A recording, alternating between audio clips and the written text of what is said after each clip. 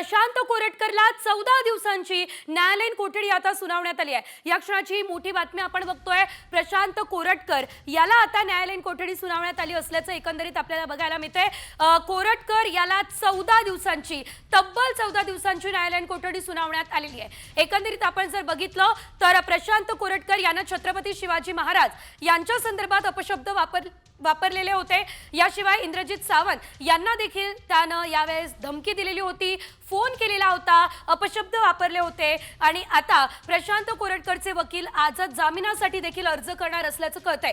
न्यायालयीन कोठडी सुनावण्यात आलेली आहे आणि त्यानंतर लगेचच आता कोरटकरचे वकील जामिनासाठी अर्ज करणार असल्याचं बघायला मिळतंय। हे संपूर्ण प्रकरण जर आपण बघितलं तर हे हाय प्रोफाईल प्रकरण म्हणावं लागणार आहे, कारण कोरटकरचं नाव गेल्या अनेक दिवसांपासून चर्चेत आहे। तो फरार देखील होता आणि यानंतर अनेक दिवस साधारणतः महिनाभराचा कालावधी लागला होता आणि महिनाभराच्या कालावधीनंतर कोरटकरला ताब्यात घेण्यात आलेलं होतं। अधिकची अपडेट या संदर्भात घेऊयात आमचे प्रतिनिधी रणजित माजगावकर यांच्याकडून। रणजित, अतिशय मोठी बातमी आहे, 14 दिवसांची न्यायालयीन कोठडी दिलेली आहे। आधी पोलीस कोठडीची मागणी झालेली होती आणि एकंदरीत आपण जर बघितलं तर आजच जामिनासाठी सुद्धा अर्ज केला जाणार आहे। नेमकं काय या संदर्भात?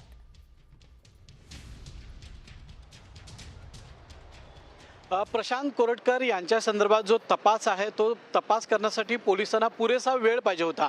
त्यासाठी सुरुवातीला 5 दिवसांची आणि नंतर पुन्हा 5 दिवसांची पोलीस कोठडी देण्याची मागणी पोलिसांनी केली होती।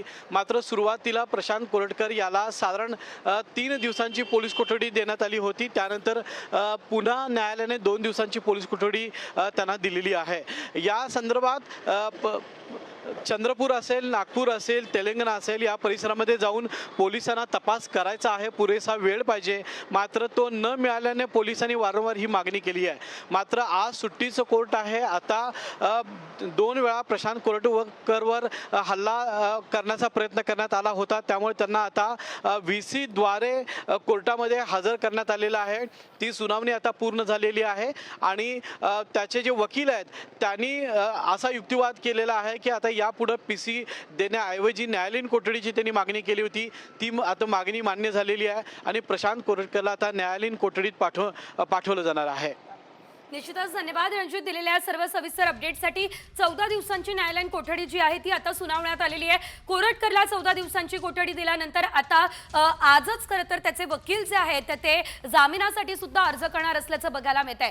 तब्बल 14 दिवसांची कोठडी आहे, मात्र आता जामीन दिला जातो का आणि अर्ज केल्यानंतर पुन्हा कोर्टाचं या संदर्भात नेमकं काय म्हणणं असतं हे बघणं देखील तितकंच महत्त्वाचं असणार आहे।